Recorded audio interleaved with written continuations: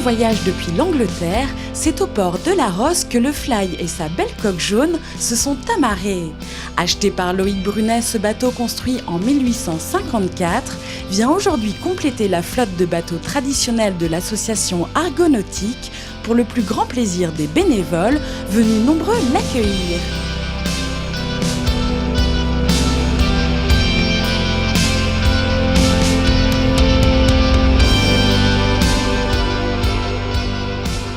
Alors Fly est un smack de l'Essex. C'est un bateau de 1854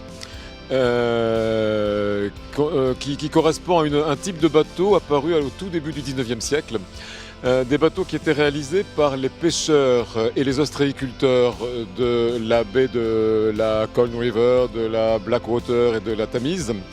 Ces pêcheurs avaient coutume d'être utilisés, d'être embarqués sur les yachts de plaisance des riches londoniens pendant la belle saison et ont eu l'idée de réaliser des bateaux de travail qui avaient une caractéristique assez différente des bateaux traditionnels, des bateaux de pêche traditionnels, puisqu'ils avaient une esthétique beaucoup plus proche des bateaux de plaisance. Donc les smacks comme Fly, qui est un petit smack de 11 mètres, donc de 36 pieds, sont des bateaux qui sont en fait très proches de bateaux de plaisance et des bateaux très rapides, très vifs, avec lesquels les pêcheurs organisaient des régates pendant la belle saison.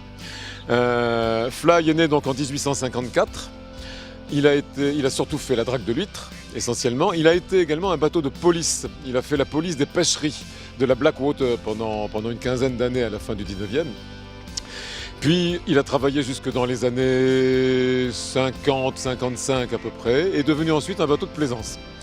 Je l'ai trouvé après diverses pérégrinations en Angleterre. Il correspond exactement à ce que je cherchais. Je voulais un smack de 36 pieds. C'est un smack de 36 pieds, léger, très toilé, très amusant à utiliser. Il y a quelques petits travaux à faire dessus, mais il fonctionne bien. Là, il vient de faire à peu près 800 000, donc on va dire 1500 km. Ce qui n'est pas si mal pour un vieillard. A priori, dans des endroits qui ne sont pas toujours faciles. Et surtout, comme on a pu déjà l'évoquer, j'ai acquis Fly parce qu'une association a bien voulu jouer avec moi. Parce que Gérard s'est montré intéressé par l'accueil d'un bateau ostréicole atypique, chez nous, très particulier, mais totalement inutilisable pour une habitude familiale en fait. Il n'est pas possible d'amener ses enfants, d'amener belle-maman se promener sur un bateau de ce genre, sauf si elle est très habituée à naviguer. Donc il me fallait impérativement trouver une association. Et la seule association qui a accepté de jouer, qui m'a accueilli les bras ouverts et les pontons ouverts également, ça a été Argo. Et je ne peux que remercier très chaleureusement Gérard et donc la ville de Gujan-Mestras, parce que sans cela je ne serais pas le propriétaire de Fly. Pour l'Argo, l'arrivée de Fly dans notre flottille est particulièrement intéressante parce qu'elle est tout à fait dans la lignée de ce que nous avions lorsque nous avons créé l'association Argonautique.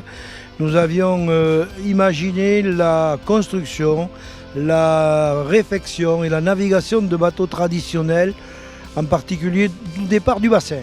Et puis, les choses étant ce qu'elles sont, on a rencontré donc d'une part Loïc, on nous a donné un bateau charentais qui est à côté, etc. Je me suis aperçu qu'on avait intérêt à élargir complètement la tenue en bon état de bateaux traditionnels, qu'il soit du bassin d'Arcachon, qu'il soit d'autres régions.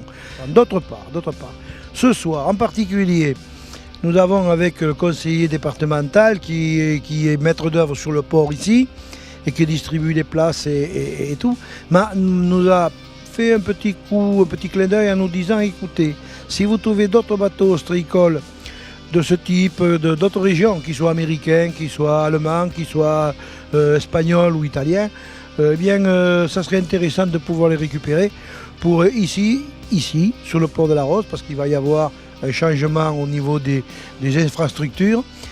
Il mettrait à notre disposition des places libres pour garder ici un certain nombre de bateaux traditionnels de toutes les régions, de France et d'ailleurs, et d'Europe.